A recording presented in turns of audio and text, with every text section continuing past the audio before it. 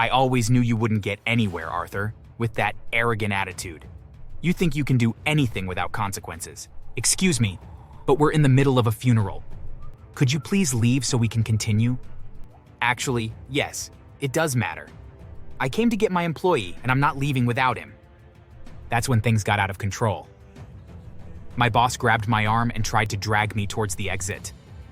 Of course, I tried to free myself from his grip, which made him even angrier. And he started shouting, insulting me, and telling everyone how terrible an employee I was, stopping even to criticize the smallest mistake I had made in the office to make me look like the bad guy. He was out of his mind, not seeming to realize where we were, and that there were at least 100 people in the room who needed silence to continue the ceremony. When he saw his verbal tantrum was going nowhere, he tried to use force again. He couldn't grab me again, but he started throwing punches and kicks at anyone who tried to stop him. You need to stop this madness. This is a funeral. Just shut up. Then my boss punched the priest. The security had to be called to remove my boss from the premises.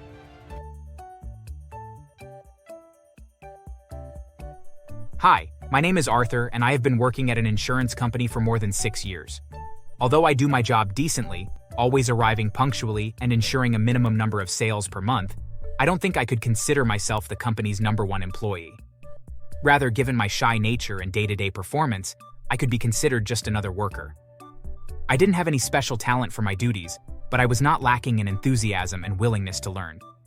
Maybe that's why, despite not advancing in my position, I became the veteran whom my colleagues admired and got along with well enough to form friendships that extended beyond work hours. And yes, I loved working there. The feeling with those people was mutual.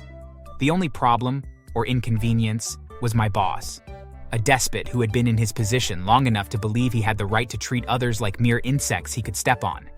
Arthur, the marketing plan you made for the new alarms is absolute garbage. You need to redo it by the end of the day. But I've already redone it twice before. What do you expect if you don't put any effort into it? Do you think I'll just accept it as it is? The target audience is wrong, and I also don't like how you outlined the promotion strategy. Why didn't you tell me that before when I submitted the plan last time? Don't talk back to me. That's all I needed. You'll be staying late until you finish it properly, even if it's 2 in the morning. The client wants this ready for tomorrow, and so it shall be. My boss often made me redo entire plans, making me stay at the company for countless extra hours without any additional pay. He would also insult me frequently, saying my work was worthless, and that even the guy hired just to run errands and serve him coffee was more capable than I was at producing the necessary reports. But despite all these insults and threats, my boss never fired me. On the contrary, he made sure to squeeze my time to the maximum, giving me as many tasks as possible. It almost seemed like he wanted to enslave me to the company, regardless of what I might think. Initially, I thought it was just my imagination, that any day now, my boss would get tired and hire someone more capable than me, someone who wouldn't talk back when he crossed the line with his orders. However, I realized that would never happen when my partner fell ill. I need to take a few days off to take care of her. Oh no, absolutely not. Do you think I'm going to pay you to go off on vacation with your girl whenever you feel like it? I already gave you a month a year. You should be grateful and stop being greedy by asking for more. It's not for a vacation, it's to accompany her to the hospital. She's undergoing major surgery. And those weeks of vacation you give me annually are what I'm legally entitled to. I don't need to be grateful for them. How dare you? Of course, I'm not going to let you go just like that. You say you're going to the hospital, but who knows if that's true? No, you'll stay, or I'll deduct it from your pay. In the end, I was able to accompany my partner, but at the cost of losing a small part of my salary and having to work twice, or even 3 times as much when I returned to the office. I knew it wasn't fair, and that if I reported it, the authorities would be on my side, and I would get justice. But at that time, my partner was already in such poor health that her well-being became my complete priority. I didn't want to get into disputes with my boss. I didn't have the time or energy for it, since I just wanted to focus on helping my partner recover from that damned illness. Unfortunately, even with my help and the doctor's efforts, she didn't survive. The funeral will be on Thursday, so I'll need to be absent to attend. What are you saying? We have a vital presentation with one of our main clients the next day, and we need to use the time to prepare. Denied.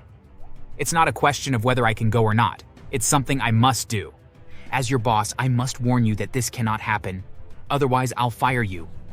"Then fire me. I was going to take leave after the funeral, but if this way I can get some rest, it'll serve me just as well." That enraged my boss so much that he started shouting at me and throwing things off his desk, loudly claiming I had no right to speak to him like that, and much less to leave him hanging in an important meeting on such short notice. I didn't care. I knew I wasn't essential at work because my boss had made it clear in the past.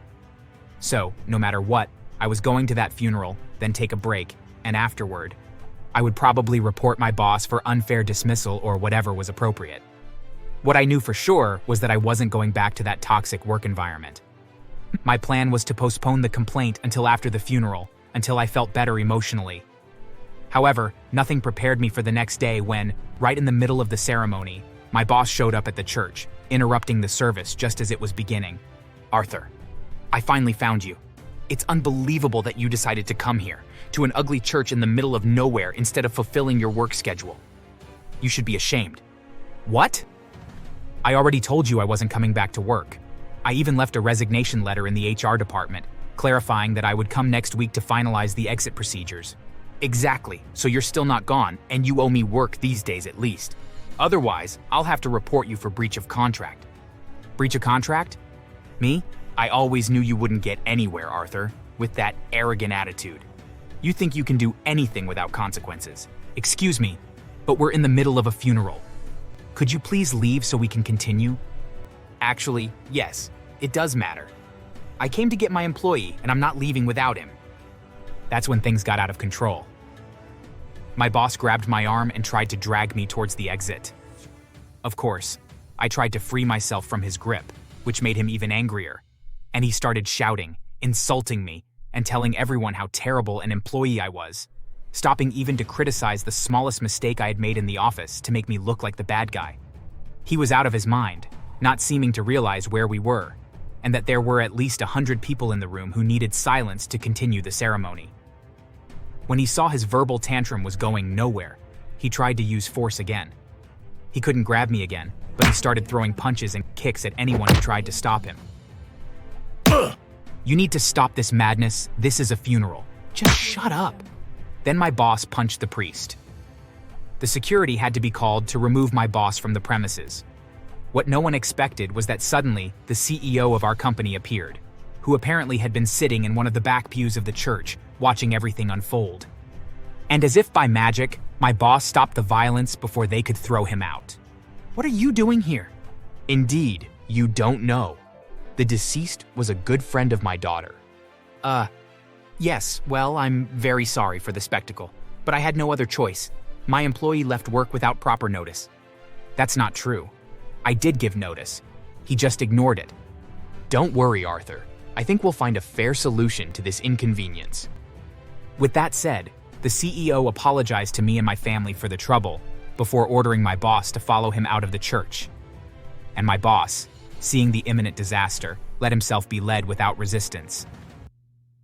A few days later, when I returned to the office to collect my things and finalize the procedures to leave the company, I found out what had happened.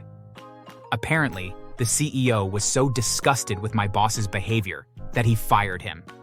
That surprised me because I always thought those two were friends, and that no matter what my boss did, the CEO would end up forgiving him. Well, in work matters, that wasn't the case. The CEO did speak with the funeral staff and my family to prevent them from filing a complaint against my boss, even giving us a generous sum of money for the inconvenience. But that little generosity for his friend, so he wouldn't end up in jail, was all he did for him. And once they were alone, he had no qualms about firing him and warning him that he would never work in any known company in the city if he could help it. My boss spent a few more days behind bars, mainly for the assault on the priest and several funeral guests, but finally got out of there, without a job, and with no one to sympathize with his actions. "Arthur, the CEO wants to see you." "Me? I thought we agreed I was leaving today. If it's about the complaint." "No, it's about work. You'd better see him before resigning." The CEO never mentioned my ex-boss again.